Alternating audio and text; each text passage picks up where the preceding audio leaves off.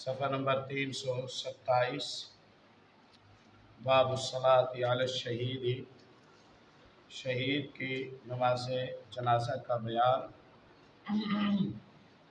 شہید کو غسل دینا، کفنانا اور نماز جنازہ پڑھنا، یہ تینوں باتیں آپشنل ہیں، یعنی کیا بھی جا سکتا ہے اور چھوڑا بھی جا سکتا ہے۔ دونوں طرح کے دلائل انشاءاللہ خلاصے کے طور پر میں عرض کر رہا ہوں۔ انشاءاللہ قرآن و سنت میں ان کا تذکرہ ملتا ہے۔ شہداء تو اجر و ثواب اور حکم کے اعتبار سے بہت سارے ہیں۔ رسول اللہ صلی اللہ علیہ وسلم نے فرمایا مبتون شہید ہے، پیٹ کی بیماری میں جس کی وفات ہوئی، اور مطعون شہید ہے، طاعون کی بیماری میں جس کی وفات ہوئی، صاحب الحد میں، صاحب البرق، جس پر دیوار گری، عمارت گری اور اس کی موت ہو گئی، وہ شہید ہے۔ جو پانی میں غرق ہو گیا اور اس کی موت ہو گئی، وہ شہید ہے۔ جو اپنی عزت، جان اور اپنے مال کی حفاظت میں جان دے بیٹھا، وہ شہید ہے۔ تو شہداء یہ حکمی شہداء ہے، یعنی مارکے میں ان کی جان دشمن کے ہاتھوں سے نہیں گئی، البتہ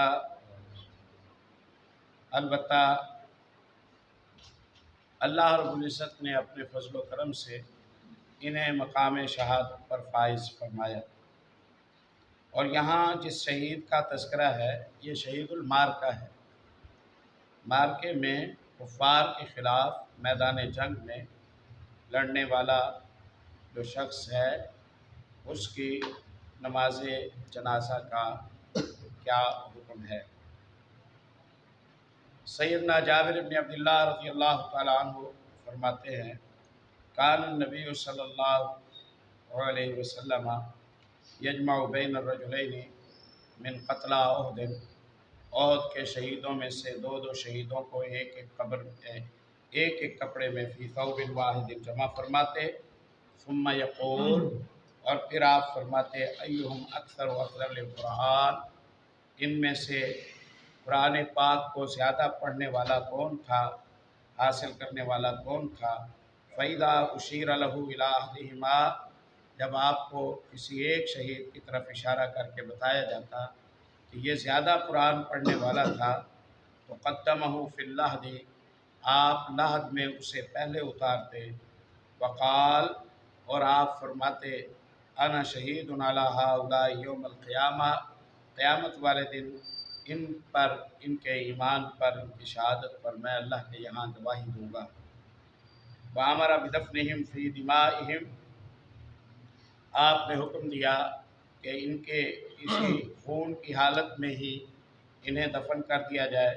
وَلَمْ يُغَسَّلُوا، انہیں غسل نہیں دیا گیا۔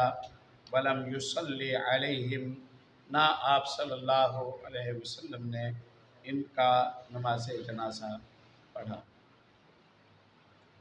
سیدنا جابر بن عبداللہ رضی اللہ تعالیٰ عنہ کسی تعارف کے محتاج نہیں ہیں، کثیر الحدیث ہیں، اور بہت دفعہ ان کا ذکر خیر ہم کرتے رہتے ہیں، اور احد کے حوالے سے ذکر کر رہے ہیں کہ احد میں 70 رسول اللہ کے ساتھیوں کی شہادت ہو گئی تھی، جن میں سے 6 تھے جو مہاجرین تھے، باقی سارے انصار تھے، باقی سب انصار تھے۔ پیارے نبی صلی اللہ علیہ وسلم کا جب دشمن نے گھیرا کر لیا تھا تو آپ صلی اللہ علیہ وسلم کے دفاع میں 9 انصار یا 11 انصار کی شہادت اسی موقع پر ہوئی۔ آپ صلی اللہ علیہ وسلم کے یہ ساتھی خاص جان نثار تھے آپ صلی اللہ علیہ وسلم۔ معرکہ ختم ہو گیا، دشمن میدان چھوڑ کے چلا گیا، ان کی تدفین اور تکفین کے معاملات ہوئے۔ آپ صلی اللہ علیہ وسلم نے قبر کی کھدائی کا حکم دیا، قبریں کھودی گئیں۔ آپ سے پوچھا گیا اللہ کے نبی آپ اجازت دیجیے ہم قبروں کو زیادہ گہرا نہ کریں، ظاہر ہے پتھریلی زمین، سخت زمین اور بہت ساری شہادتیں، کئی قبریں بننے والی ہیں۔ جنگ کی مشقت سے ابھی گزرے ہیں، زخم کھائے ہوئے ہیں، تھکے ہارے ہوئے ہیں، تو قبروں کی کھدائی میں ہم زیادہ گہرائی کا خیال نہ رکھیں۔ تو آپ صلی اللہ علیہ وسلم نے فرمایا کہ نہیں، قبریں اچھی بناؤ، قبریں گہری بناؤ، اور ایک ایک، دو دو، تین تین کو ایک ایک قبر میں، ایک ایک لاحد میں اتارو اور دفن کرو۔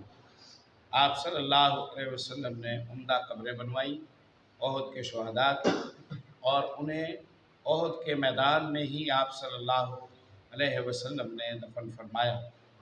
اور جابر رضی اللہ عنہ کے حوالے سے پیچھے ذکر کر چکا ہوں، جابر رضی اللہ عنہ اپنے والد عبداللہ ابن حرام رضی اللہ تعالیٰ عنہ کی جنگ احد کے پہلے شہید عبداللہ بن حرام ہیں رضی اللہ تعالیٰ عنہ، اور اپنے ماموں عامر ابن جموح رضی اللہ تعالیٰ عنہ کی دونوں کی میتیں لے کر یہ مدینے چلے گئے تھے۔ ان کا یہ ارادہ تھا کہ میں انہیں بقیع میں دفن کروں، اور پھر نبی صلی اللہ علیہ وسلم کی طرف سے اعلان ہوا کہ جو احد کے شہداء ہیں انہیں احد کے میدان میں ہی دفن کیا جائے، احد کے میدان میں ہی دفن کیا جائے۔ گویا اللہ کی رحمت اور اللہ کی محبت اور اللہ رب العزت کے حضور یہ سفارش و شفاعت کی بات ہوئی کہ جس میدان میں ان کے مسئلے کیے گئے، جس میں ان کی گردنیں کٹی، جس میں انہوں نے زخم کھائے، اور جس مٹی پر ان کا خون بہا، اسی مٹی سے روز قیامت انہیں اٹھایا جائے گا، اور جب اٹھایا جائے گا تو خون آلود حالت میں ہوں گے۔ اور احد خود جبل یحبنا ونحبہ، احد وہ پہاڑ ہے، رسول اللہ صلی اللہ علیہ وسلم فرمایا کرتے تھے، جو ہم سے محبت کرتا ہے اور ہم اس سے محبت کرتے ہیں۔ ہاں البتہ احد کے شہداء پر آپ صلی اللہ علیہ وسلم نے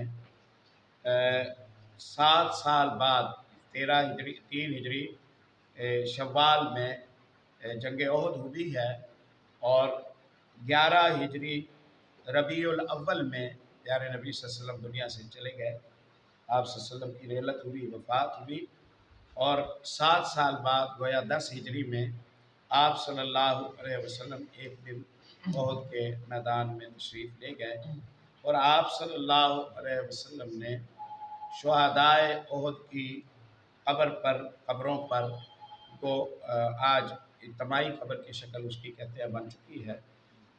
آپ صلی اللہ علیہ وسلم نے نماز جنازہ پڑھایا، اور یہ بھی غائبانہ نماز جنازہ کے ثبوتوں میں سے ایک ثبوت ہے کہ تدفین 7 سال پہلے ہوئی تھی، اور آپ صلی اللہ علیہ وسلم نے شہدائے احد پر 7 سال کے بعد نماز جنازہ پڑھایا۔ اس موقع پر بغیر نماز جنازہ کے دفن کر دیا تھا، بعد میں آپ صلی اللہ علیہ وسلم نے جنازہ پڑھایا۔ راوی روایت کرتے ہوئے کہتے ہیں، یوں لگتا ہے کل مودع للاحیاء والاموات، آپ صلی اللہ علیہ وسلم زندوں اور مردوں سب کو الوداع کہنا چاہتے تھے، کیونکہ سن 10 ہجری میں آپ صلی اللہ علیہ وسلم کے قریب الوفات ہونے کی علامات آپ صلی اللہ علیہ وسلم کی ذات مبارک پر بلکہ اس سے پہلے سے ظاہر ہو چکی تھی۔ آج جو آپ نے کیا 10 ہجری کا حجۃ الوداع، اس میں آپ صلی اللہ علیہ وسلم نے بکثرت یہ کہا کہ خذوا عنی مناسککم لعلی لا القاکم بعد عامکم ھذا، مجھ سے حج کے طریقے سیکھ لو، شاید میری اس سال کے بعد تم سے ملاقات نہ ہو۔ اور ایسے ہی ہوا، اس سال آپ صلی اللہ علیہ وسلم نے تو اپنا 20 دنوں کا اعتکاف فرمایا، عموماً آپ صلی اللہ علیہ وسلم 10 دنوں کا اعتکاف فرمایا کرتے تھے، اور آپ صلی اللہ علیہ وسلم پر جب فتح مکہ کے بعد سورہ نصر نازل ہوئی، اذا جاء نصر اللہ والفتح، اس میں بھی آپ کو اشارہ دیا گیا تھا کہ آپ کی وفات قریب ہے، فصلی لربک وانحر، اور جب کوئی قریب الوفات ہو اسے نمازوں کے ساتھ دل لگا لینا چاہیے، بلکہ فسبح بربک بحمد ربک واستغفرہ انہ کان توابا، اللہ کی حمد کثرت سے کیا کریں اور استغفار کیا کریں۔ یہ وظیفہ ہے بزرگی کی عمر کا، یہ وظیفہ ہے آخری عمر کا، یہ آخری ساعتوں کی تیاری ہے۔ اگر کسی کو یہ لگے کہ اب میرے پاس ٹائم تھوڑا ہے تو وہ اپنی زبان کو سوکھنے نہ دے، سبح بحمد ربک، اللہ کی حمد اور پاکی بیان کرے، واستغفرہ، اللہ سے مسلسل معافی مانگتا رہے، انہو کان توابا، اللہ معافی قبول کرنے والا ہے۔ ام المومنین رضی اللہ تعالی عنہ محدثہ، مفکرہ، مفسرہ، مفتیہ، فقیہہ، رسول اللہ صلی اللہ علیہ وسلم کے زیر تربیت رہنے والی آپ کی زوجہ محترمہ ہماری ماں صدیق کی بیٹی رضی اللہ تعالی عنہ فرماتی ہیں، آیت جب نازل ہوئی نا، اذا جاء نصر اللہ والفتح ورأیت الناس يدخلون فی دین اللہ افواجا فسبح بحمد ربک واستغفرہ انہ کان توابا، ہمیں اندازہ لگ گیا کہ آپ صلی اللہ علیہ وسلم کے پاس اب ٹائم تھوڑا ہے، آپ جس مشن کے لیے بھیجے گئے تھے آپ نے بخوبی وہ مشن پورا کر دیا ہے، اللہ نے یہ ڈگری اور سند جاری کی ہے کہ آپ کامیاب ہوئے اپنے مشن میں، اپنی منزل مقصود پر آپ پہنچ گئے، اور جس مشن کے لیے آپ کا انتخاب کیا گیا تھا وہ تکمیل کو پہنچ گیا۔ الیوم اکملت لکم دینکم واتممت علیکم نعمتی ورضیت لکم الاسلام دینا۔ جب یہ سند ملی تو ہمیں اندازہ ہو گیا کہ آپ صلی اللہ علیہ وسلم کی وفات قریب ہے۔ آپ صلی اللہ علیہ وسلم نے اپنے خطبات میں یہ بھی کہا، ان عبدا خیرہ اللہ، ایک بندے کی بات ہے کہ اسے اللہ نے اختیار دیا کہ وہ دنیا میں رہنا چاہتا ہے تو دنیا میں رہے، اور جو کچھ اللہ کے پاس نعمتیں ایمانداروں کے لیے تیار ہیں ان میں آنا چاہتا ہے تو ان میں آئے۔ بندے سے کہا، بندے تو خود فیصلہ کر کے تو کیا چاہتا ہے؟ تو جس بندے کو یہ اختیار دیا گیا تھا اس نے فیصلہ کیا کہ وہ اللہ سے جا ملے، اور اللہ کے پاس جو نعمتیں ایمانداروں کے لیے تیار ہیں وہ حاصل کرے۔ جیسے ہی آپ نے یہ کہا، سیدنا ابو سعید خدری رضی اللہ تعالیٰ عنہ غالباً ہیں، بیان کرتے ہیں، کہتے ہیں کہ سیدنا ابو بکر صدیق رضی اللہ عنہ بے ساختہ رو پڑے، بے ساختہ رو پڑے آپ کی یہ بات سن کر، اور ہم حیران ہوئے۔ ہم نے کہا کہ انہیں کیا ہو گیا ہے؟ انکان اللہ خیر عبدا من عبادہ، اللہ نے اپنے کسی ایک بندے کو اختیار دیا ہے تو اس میں آخر کون سے رونے کی بات ہے؟ بندہ جنتوں میں جانا چاہتا ہے تو یہ تو کوئی پریشانی کی بات نہیں ہے، صدیق کیوں رو رہے ہیں؟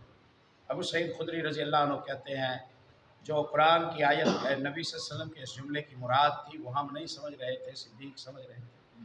کان اعلمنا بحدیث رسول اللہ صلی اللہ علیہ وسلم، ابو بکر صدیق رضی اللہ تعالیٰ عنہ رسول اللہ صلی اللہ علیہ وسلم کی احادیث کے علم میں ہم سے بہت آگے تھے، ہم سے بہت آگے تھے، وہ مراد سمجھ گئے۔ اور فقیہ کائنات ام المومنین صدیقہ عائشہ رضی اللہ تعالیٰ عنہ بیان کرتی ہیں، میں نے نوٹ کیا ادھر سورہ اذا جاء نصر اللہ نازل ہوئی، ادھر میں نے نوٹ کیا کہ آپ صلی اللہ علیہ وسلم نے ہر رکوع اور سجدے میں یہ دعا شروع کر دی، سبحانک اللہم ربنا و بحمدک اللہم اغفر لی، سبحانک اللہم ربنا و بحمدک اللہم اغفر لی۔ یہ دعا سورہ نصر میں کہا گیا تھا کہ آپ اللہ کی پاکی بیان کریں، حمد کریں اور اللہ سے مغفرت مانگیں۔ نبی صلی اللہ علیہ وسلم نے پاکی بیان کی، حمد کی اور اللہ سے مغفرت مانگی، سبحانک اللہم ربنا و بحمدک اللہم اغفر لی۔ اکثر دعا ہی آپ صلی اللہ علیہ وسلم کی آخری عمر کے رکوع اور سجدوں میں یہ اکثر دعا تھی آپ صلی اللہ علیہ وسلم کی کہ آپ سبحانک اللہم ربنا و بحمدک اللہم اغفر لی۔ اللہ سلامت رکھے علم حدیث کے ساتھ وابستہ لوگوں کو اور سب اہل اسلام کو۔ بہرحال محدثین کی اور محدثین کے موقف اور نظریے کی یہ برکات ہیں کہ پیارے نبی صلی اللہ علیہ وسلم کی تمام دعائیں امت مسلمہ میں اجاگر اور زندہ ہیں۔ اللہم باعث بینی و بین خطایا، فجر کی سنتوں کے بعد کچھ دیر کے لیے دائیں کروٹ لیٹ جانا، مغرب کی اذان کے بعد 2 رکعتیں نماز کا ادا کرنا، عصر کی نماز سے پہلے 4 رکعتوں کا ادا کرنا، کئی ایک اعمال ہیں پیارے نبی صلی اللہ علیہ وسلم کے حوالے سے جو ہمارے معاشرے میں اگر اہل الحدیث کی خدمات نہ ہوتی یا ان کی تربیت اور ان کا مثبت رخ کی برکات نہ ہوتی تو شاید مغرب کی اذان کے بعد سنتوں کا سلسلہ اس سے مسلمان متعارف ہی نہ ہوتے، اس سے مسلمان متعارف ہی نہ ہوتے، اور مسجدوں میں خواتین کے لیے جگہ کی جو نعمت ہے اس سے بھی شاید اکثر ممالک کے مسلمان متعارف ہی نہ ہوتے، انہیں تعارف ہی نہ ہوتا۔ اللہ تعالیٰ سلامت رکھے۔ جس نے احیاء سنت کے حوالے سے جو خدمات انجام دی ہیں اللہ سب کو جزائے خیر نصیب فرمائے، اور جن سے یہ بھول ہو گئی ہے اللہ تعالیٰ سب کی بھولوں کو معاف فرمائے، اور اللہ تعالیٰ سب کو ہدایت نصیب فرمائے۔ تو آپ صلی اللہ علیہ وسلم نے 7 سال بعد یہ نماز جنازہ پڑھایا، اور اس کے بعد آپ صلی اللہ علیہ وسلم نے فرمایا کہ مجھے تمہاری فقیری کا ڈر نہیں ہے، مجھے تمہاری فقیری کا مجھے اس بات کی پریشانی نہیں کہ میرے بعد تم شرک کرو گے، مجھے اس بات کی پریشانی نہیں کہ میرے بعد تم شرک کرو گے، ہاں البتہ مجھے اس بات کا ڈر ہے کہ تم پر دنیا پھیلا دی جائے گی، پھر دنیا میں مقابلہ بازی میں لگ جاؤ گے، پھر یہ تمہیں ہلاک کر دے گی جیسے تم سے پہلوں کو دنیا کی مقابلہ بازی نے ہلاک کر دیا۔ اس بات کی مجھے فکر رہتی ہے، اس بات کی فکر نہیں ہے کہ تم میرے بعد شرک کرنے لگو گے۔ یہ بھی عہد میں آپ صلی اللہ علیہ وسلم نے فرمایا۔ ہم اپنی لڑکھڑاتی اور عاجزانہ زبان کے ساتھ احقاق حق اور جو حق گوئی کا جو فریضہ ہے اسے ادا کرنے کی مؤدبانہ ہم الحمدللہ کوشش کرتے ہیں۔ میں نے ایک مقرر سے سنا، ایک مقرر نے اس حدیث کو استدلال میں پیش کرتے ہوئے کہا کہ دیکھیے احد کا میدان ہے، احد کے میدان میں آپ صلی اللہ علیہ وسلم نے ممبر لگوایا اور آپ صلی اللہ علیہ وسلم نے گفتگو کی، اور گفتگو کا موضوع تھا کہ مجھے تمہارے شرک کرنے کا ڈر نہیں ہے۔ تو اس سے کئی مسئلے ثابت ہوئے۔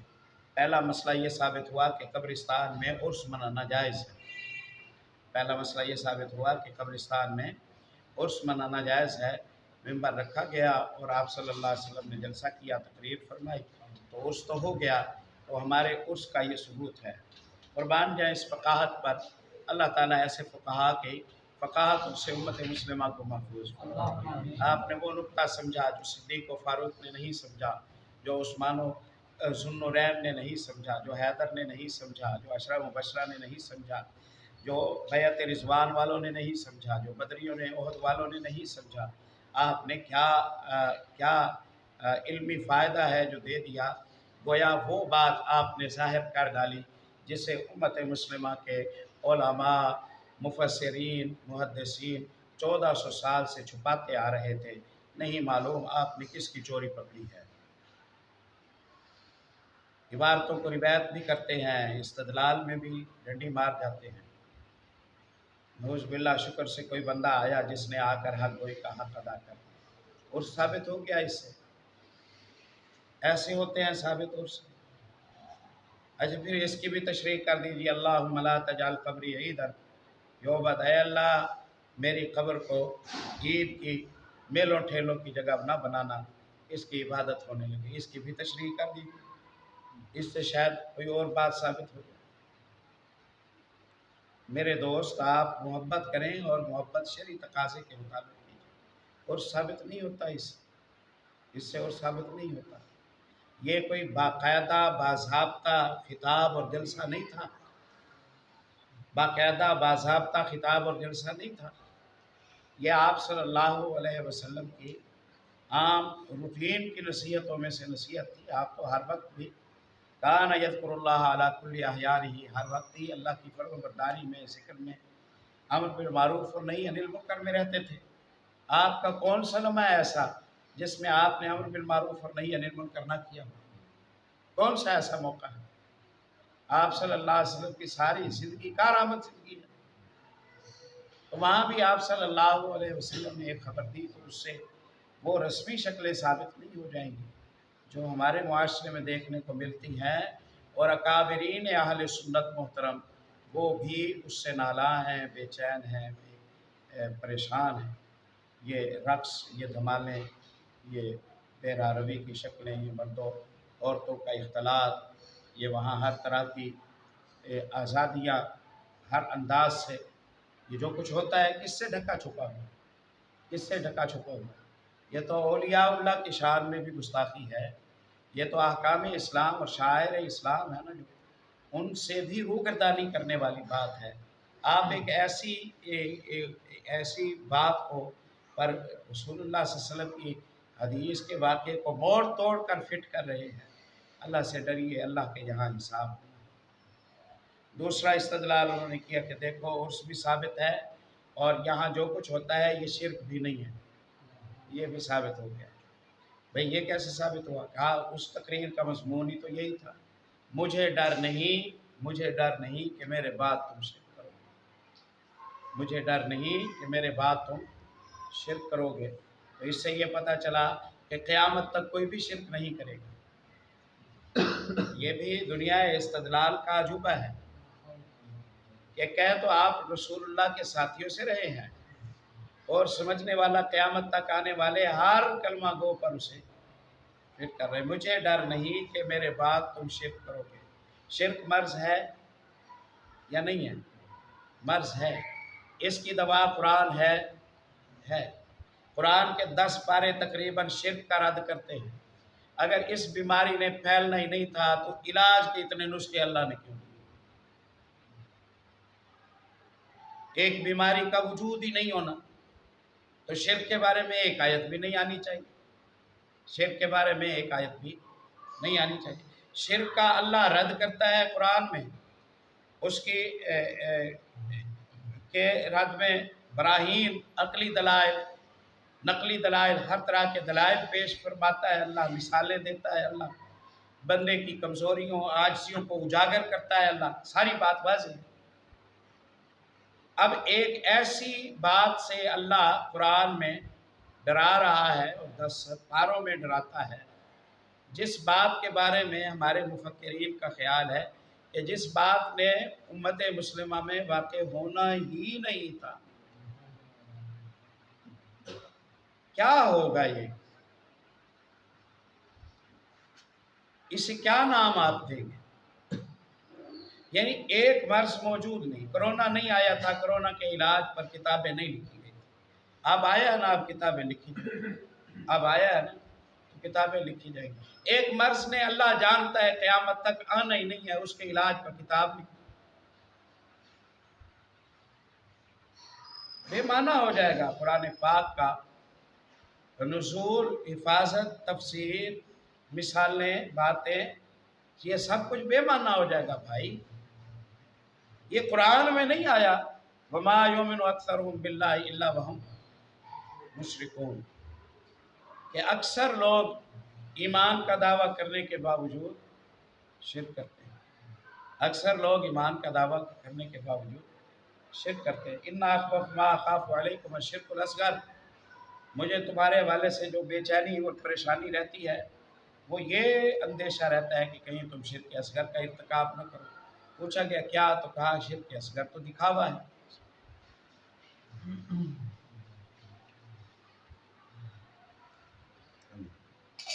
آپ تسلی دے رہے ہیں ان بھولے بھائیوں کو جو اولیاء اللہ کی آپ کے گمان کے مطابق قبروں پر جا کر وہ کچھ کرتے ہیں جو آپ کو بھی پسند نہیں ہے، آپ انہیں شاباش دے رہے ہیں، ٹھیک ہے کرو کرو، یہ تو سنت سے ثابت ہے۔ ایسا ہے کیا؟ ایسا ہے؟ نہیں، ایسا نہیں ہے۔ آپ صلی اللہ علیہ وسلم کے ساتھیوں میں اس طرح کے رقص و سرود کی کوئی محفلیں نہیں ہوتی، کوئی ڈھول ڈھمکے نہیں ہوتے تھے، کوئی دھمالے نہیں ڈالی جاتی، وہاں تو پابندی شریعت تھی، آخری لمحے تک پابندی شریعت۔ کل ذکر ہوا، ام المومنین فرماتی ہیں آپ کی آواز آہستہ آہستہ کم ہو گئی، میں نے کان لگایا، آپ فرما رہے تھے اللہم الرفیق الاعلیٰ، اللہ اب اپنی رفاقت اور دوستی نصیب فرما دے۔ میں سمجھ گئی اذا لا یختارنا، رسول اللہ ہمارے ساتھ نہیں رہنا چاہتے، اب اللہ کے پاس رہنا چاہتے۔ میں سمجھ آخری لمحے تک الصلاۃ وما ملکت ایمانکم، کس بات کو ڈھارس دے رہے ہیں، کس کو حوصلہ دے رہے ہیں؟ مرض کوئی ہے، دوائی کوئی دے رہے ہیں، یہ ٹھیک نہیں ہے، یہ ٹھیک نہیں ہے۔ انہوں نے کہا کہ دیکھو نبی صلی اللہ علیہ وسلم نے فرمایا مجھے ڈر نہیں ہے تم شرک کرو گے، تو کوئی شرک تو کر نہیں سکتا بے فکر۔ اب جو کچھ ہوتا ہے یہ جو مرضی اس کا نام ہو، شرک یہ نہیں، جو کچھ ہوتا ہے جو مرضی اس کا نام ہو یہ شرک نہیں۔ مخلوق نے مخلوق کو سجدے کیے، آپ نے پردہ پوشی کر دی، مخلوق نے ہاتھ پیر چومنا شروع کر دیا، آپ نے پردہ پوشی کر دی، مخلوق نے مخلوق کو حاجت روا، مشکل کشا، بگڑیاں بنانے والا، قسمتیں پھیرنے والا، آندیاں باندھنے والا، روزیاں دینے اور روکنے والا، ہر شے کا مالک مخلوق نے مخلوق کو بنا دیا، آپ نے پردہ پوشی کرنا شروع کر دیا۔ کیا ادب اور معاشرے کا یہی مطالبہ ہے؟ کیا محبت رسول کا یہی تقاضا ہے؟ یہ بات نہیں ہے پیارے بھائی، ایسا نہیں۔ اللہ اپنا کرم فرمائے، ہمیں ہوش و حواس سے سمجھنے کی توفیق نصیب فرمائے۔ شرک اللہ کی توہین ہے، اللہ کو گالی دینا ہے، اللہ کے منصب سے اللہ کو ہٹا کر مخلوق کو اللہ کے منصب پر بٹھانا۔ کوئی بھی مخلوق اس لائق نہیں کہ اس میں اللہ کی صفتیں مانی جائیں۔ جب مخلوق میں اللہ کی صفتیں مانی جاتی ہیں تو اللہ کی توہین ہو جاتی ہے۔ ما قدر اللہ حق قدرہ یا ایھا الناس ضرب مثل فاستمعوا لہ۔ ایک بات ہم تمہارے سامنے رکھتے ہیں، ذرا توجہ سے سنو اور ہمیں اس کا جواب دو۔ ان الذین تدعون من دونہ لن یخلقوا ذبابا ولو اجتمعوا لہ بل وإن یسلبہم الذباب شیئا لا یستنقذوہ منہ ضعف الطالب والمطلوب۔ تم جن سے دعائیں کرتے ہو اللہ کے علاوہ، جن سے بھی دعائیں کرتے ہو اللہ کے علاوہ، لن یخلقوا ذبابا، تم سمجھتے ہو نا کہ یہ ہے وہ ہے سب کچھ ہے۔ میں ایک تم سے مطالبہ کرتا ہوں، ان سب سے کہو کہ ایک مکھی بنا دو، ایک مکھی بنائے، ایک نہ بنائے سب مل کر بناؤ، ایک نہ بنائے سب مل کر بنائیں۔ وَإِن يَسْلُبْهُمُ الذُّبَابُ شَيْئًا، مکھی نہیں بنا سکتے، مکھی نہیں بنا سکتے۔ رب نے مکھی بنائی، مکھی آئی اور ان کے نذرانوں میں سے کوئی شے اٹھا کے لے گئی، کتنی لے گئی؟ لا یستنقذوہ منہ، ان سے کہو میری بنائی ہوئی مکھی ان کے نذرانوں کی مٹھائی میں سے کچھ لے کے جا رہی ہے، اپنی مٹھائی تو مکھی سے چھڑواؤ۔ یہ اپنی مٹھائی میں مکھی سے نہیں چھڑوا سکیں گے۔ ضعف الطالب والمطلوب، مانگنے والا بھی کمزور اور جس سے یہ مانگ رہا ہے وہ بھی کمزور۔ کمزور نے کمزور سے مانگا تو اللہ کی بے قدری کی۔ ما قدر اللہ حق قدرہ، انہوں نے اللہ کی بے قدری کی، کمزور جب کمزور سے مانگنے لگے۔ اللہ اپنا کرم فرمائے، عقیدے کی سمجھ نصیب۔ آپ نے اصحاب رسول اللہ سے کہا تھا، رسول اللہ کے کسی ساتھی میں شرک نہیں۔ آپ نے انی لا اخاف علیکم، مجھے تم پر ڈر نہیں ہے، ان تشرکوا بعدی، جو وہاں موجود تھے سب سے کہا، کسی نے بھی شرک نہیں، کسی نے بھی شرک نہیں کیا۔ جتنی بات ہے اتنی رکھو، اس سے آگے نہ جاؤ۔ اور اگر آپ صلی اللہ علیہ وسلم نے یہ فرمایا ہوتا کہ مجھے ساری امت کے متعلق یہ ڈر نہیں کہ ساری امت شرک کرے گی، پھر بھی یہ معنی نہ ہوتا کہ شرک ہو نہیں سکتا، پھر بھی یہ معنی نہ ہوتا کہ شرک ہو نہیں سکتا، پھر بھی یہ معنی ہوتا کہ شرک کی بیماری ناقابل علاج نہیں رہے گی، امت مسلمہ میں اس کی ریپیرنگ، اس کا علاج موجود ہے۔ عیسیٰ علیہ السلام کی قوم کو اللہ نے شریعت مسیح دی علیہ السلام، انہوں نے بگاڑ دیا، نام بھی مٹا دیا۔ موسیٰ علیہ السلام کی قوم کو شریعت کلیم اللہ دی، انہوں نے سارا میٹر ہی بدل دیا، انہوں نے توحید کا نام ہی اپنے دین سے مٹا دیا۔ آپ فرما رہے ہیں امت محمد صلی اللہ علیہ وسلم پر ایسے دن نہیں آئیں گے کہ شرک عیسائیوں کے شرک کی طرح چھا جائے، شرک یہودیوں کے شرک کی طرح چھا جائے۔ یہاں اگر شرک ہوگا تو ٹکر میں عقیدہ توحید موجود رہے گا، توڑ موجود رہے گا، حل موجود رہے گا، دلیل و استدلال موجود رہے گا، قرآن محفوظ رہے گا، اخذ و رد موجود رہے گا۔ یہاں شرک سر چڑھ کر نہیں آ سکے گا، جیسے کہ یہودیوں اور عیسائیوں نے اپنے دین پر شرک کو مسلط کر دیا، عقیدہ توحید کا نام مٹا دیا۔ آپ نے فرمایا لا تزال طائفۃ من امتی ظاہرین علی الحق، میری امت کا ایک گروہ حق پر قائم رہے گا، اور کسی ظالم کا ظلم، کسی عادل کا عدل اسے حق سے نہیں ہٹا سکے گا، حتیٰ تقوم الساعہ، قیامت آنے تک یہ کہہ رہے ہیں آپ صلی اللہ علیہ وسلم، یہ کہہ رہے ہیں آپ صلی اللہ علیہ وسلم۔ یہ تو ویسے ہی ہے، آپ صلی اللہ علیہ وسلم نے بھیجا تھا سیدنا ابو عبیدہ بن جراح رضی اللہ تعالیٰ عنہ، ابو عبیدہ بن جراح رضی اللہ عنہ کو بھیجا، بارین سے جائیے مال لے آئیے، وہ لے آئے، ارد گرد سنگن لگ گئی کہ ابو عبیدہ گئے ہوئے ہیں، پھر وہ آ گئے تو پتہ چل گیا کہ آئے ہوئے ہیں، دور کی بستیوں کے لوگ بھی فجر کی نماز میں نبی صلی اللہ علیہ وسلم کے پیچھے، پہلے صفحے 6 ہوتی تھی 10 ہوتی تھی، آج زیادہ ہے، مجمع زیادہ دیکھا، آپ صلی اللہ علیہ وسلم نے سلام پھیرا، آپ لوگوں کی طرف متوجہ ہو کے بیٹھے مسکرائے، آپ نے اتنا بڑا مجمع دیکھا، آپ نے فرمایا لگتا ہے کہ ابو عبیدہ کے آنے کی خبر ہو گئی، کہا ہو گئی ہے، اسی لیے تو آئے ہیں۔ آپ صلی اللہ علیہ وسلم نے فرمایا مجھے ڈر نہیں ہے تمہاری فقیری کا، اگر مجھے ڈر ہے تو تمہاری امیری کا ڈر ہے، مجھے ڈر ہے تو تمہاری امیری کا ڈر ہے۔ تو اس کا یہ معنی تو نہیں ہے کہ جو فقیر ہوتا جائے گا وہ امت محمد سے نکلتا جائے گا، اس کا یہ معنی ہے کہ اس امت کا بڑا مسئلہ فقیری نہیں ہے، اس امت کا بڑا مسئلہ امیری کی وجہ سے جو خرابیاں پیدا ہوتی ہیں وہ مسئلہ ہے۔ تو یہاں بھی وہی بات ہے، یہاں کہا مجھے ڈر نہیں ہے تمہاری فقیری کا، وہاں کہا مجھے ڈر نہیں ہے تمہارے شرک کا، یہاں کے جملے کے باوجود امت میں فقیری موجود ہے، وہاں اس جملے کے باوجود امت میں شرک،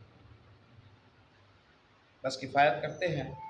اور اگر اسی طرح ہی ہے استدلال تو کم از کم ایک احسان اور کیجیے، قبر پر نماز جنازہ کے متعلق بھی کہہ دیجیے، چلو اور ثابت ہو گیا اس حدیث سے، تو قبر پر نماز جنازہ بھی ثابت ہو گیا۔ کیا فرماتے ہیں یہ محققین کہ قبر پر نماز جنازہ جائز ہے یا غائبانہ نماز جنازہ جائز ہے؟